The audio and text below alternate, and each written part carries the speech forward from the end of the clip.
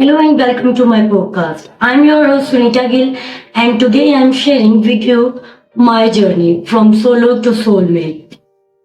My surprising path discovered along the way. Once I thought that love had passed me by, but decades of singleness led me to a surprising truth: happiness doesn't require a partner. Yet irony struck. Self discovery led me to a fulfilling relationship. And when society scripts our love stories, what if we write the plot? Ditching societal pressure, today I share with 10 exceptional and non negotiable qualities for your perfect match, which I uncovered during my journey. Traits that distinguish between love that limits and love that liberates. Join me as we explore what truly matters in a partner and how to avoid settling for less than your worth. The very first trait I'm going to share with you is they're at ease with their own solitude. The most rewarding relationships I have ever had was with someone who was completely content being single. He didn't seek completion and was not desperate to fill a void. He had established a life he loved, like solo travel, personal projects, and deep friendships. And I was an enhancement to that life, not the foundation of it. Individuals who are comfortable alone bring a unique energy to relationship. They don't rely on you for validation or entertainment. They can provide you with space without feeling abandoned. They understand that love is not about merging into one entity, but about two whole people choosing to share their completeness.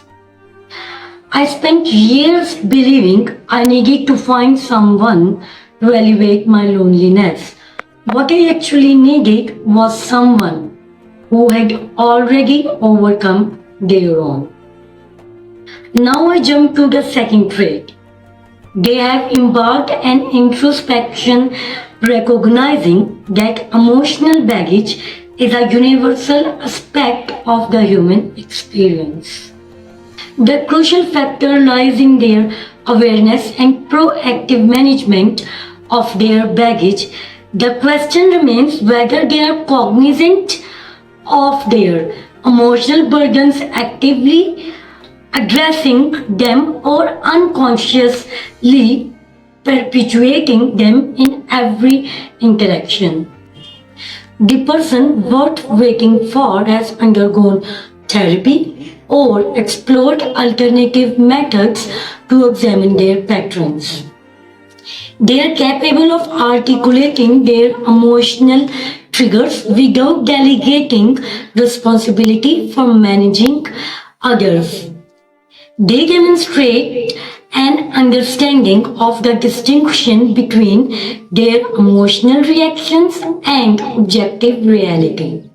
During and still now, I delve into Buddha teachings on self-love and shadow work, where I acquired insight into my patterns of idealization and propensity to project perfection onto partners and my fear of genuine intimacy. On meeting someone who had undertaken similar introspection, our conversation exhibited a distinct quality marked by reduced blame and increased curiosity, as well as diminished projection and enhanced presence.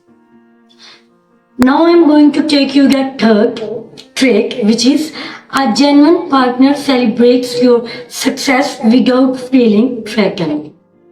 In a past relationship, I have encountered someone who consistently downplayed my achievement. And it took time to realize that his behavior was rooted in insecurity rather than objectivity. activity. I just give you a small example that is we commonly saw that when an article received widespread attention, they would minimize the digital importance of digital metrics. Or when our business achieved a milestone, they would focus on what was lacking. In contrast, the right partner genuinely celebrates your achievement, proudly shares them with others, and encourages you to pursue your dreams even if it requires time, a part of lifestyle adjustment. Their self assurance is not so fragile that your success is perceived as their failure. This trait is surprisingly rare, particularly for ambitious or unconventional individuals.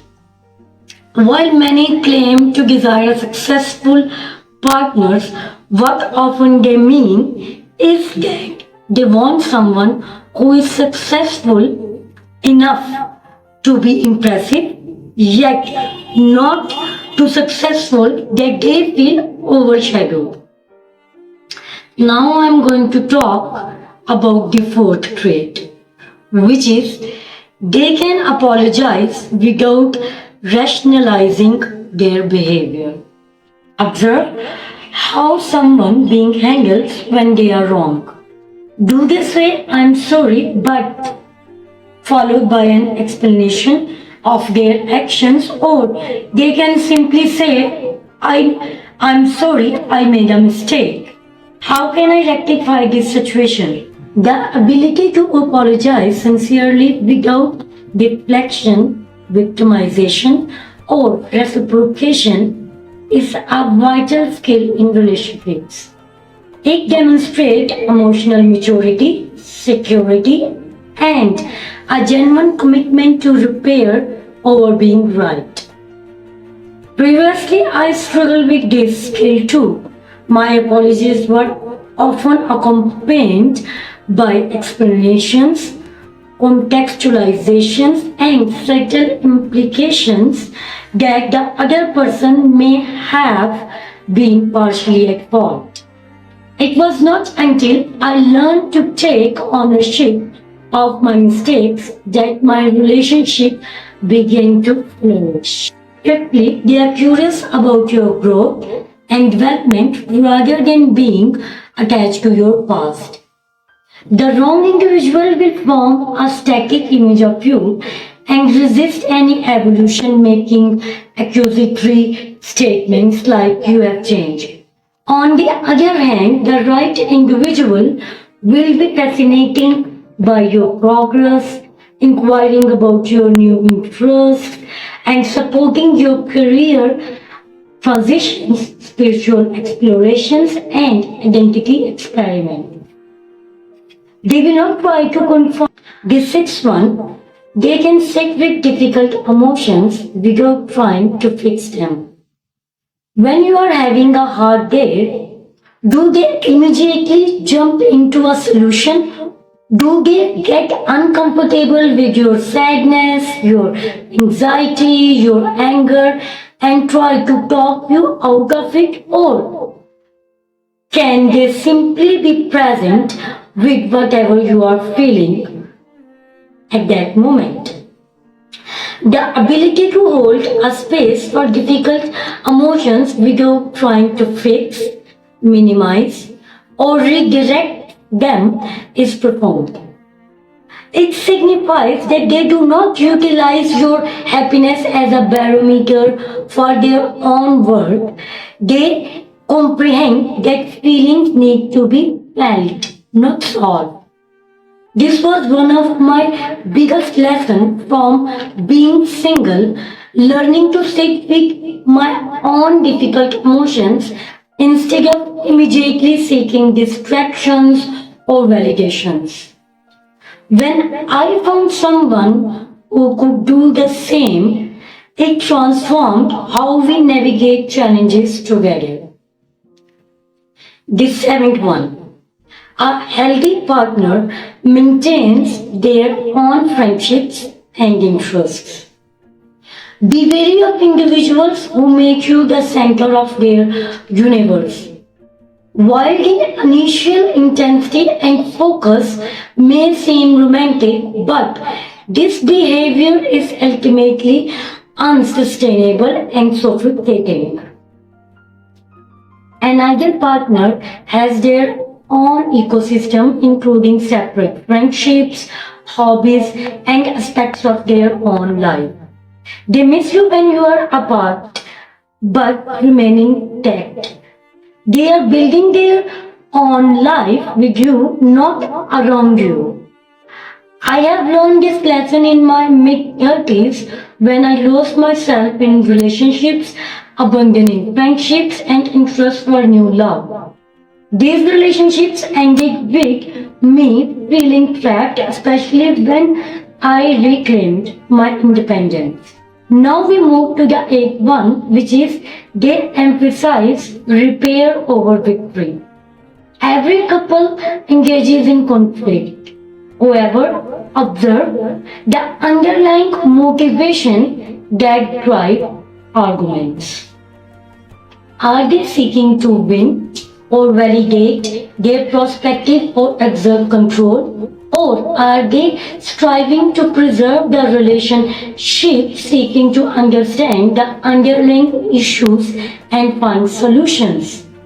The ideal partner approaches conflict resolution differently, capable of pausing mid-argument to reflect and reassess.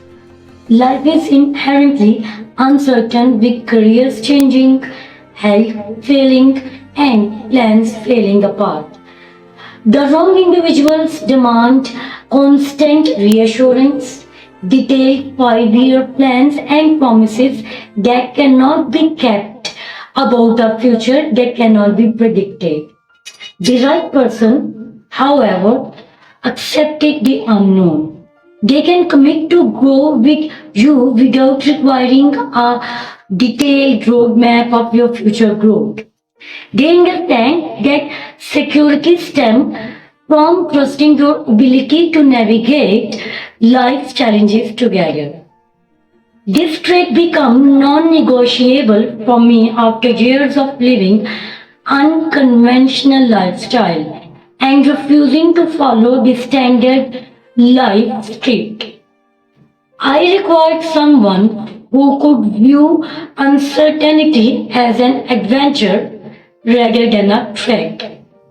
Lastly, the tenth one. Consistently, they demonstrate kindness towards individuals who are unable to reciprocate. Observe how they interact with service staff, such as drivers, waiters, as well as elderly persons while navigating crosswalks. Do they exhibit patience and compassion or irritation and dismissal? Demonstrating kindness without expectation of reward reveals the person's character, indicating that their actions are motivated by genuine commitment to goodness, not a desire to recognition or reward. This individual will treat you with empathy and understanding during difficult times when you are unable to offer anything in return and require care without being able to reciprocate. So, the paradox of standards in love, higher expectations means a longer wait but a deeper connection. Don't settle for mediocrity due to loneliness fears. Solitude liberates your true self, while unhealthy love confines it. Wait for someone with at least 3 of these traits consistently. Your singleness is not a waiting room for life. It's a transformation chamber for your soul. The right love will come when you are ready, not when you are desperate. You are not behind schedule, flawed or too picky. You are self-loving. Keep shining and the right love will reflect your light. That's all I got for you today. If you enjoyed this episode, then please let me know by leaving a quick comment or review. It means a lot to hear from you. Hope to see you back here soon on Believe Achieve. Until next time, go out and have absolutely fantastic evening. Thank you.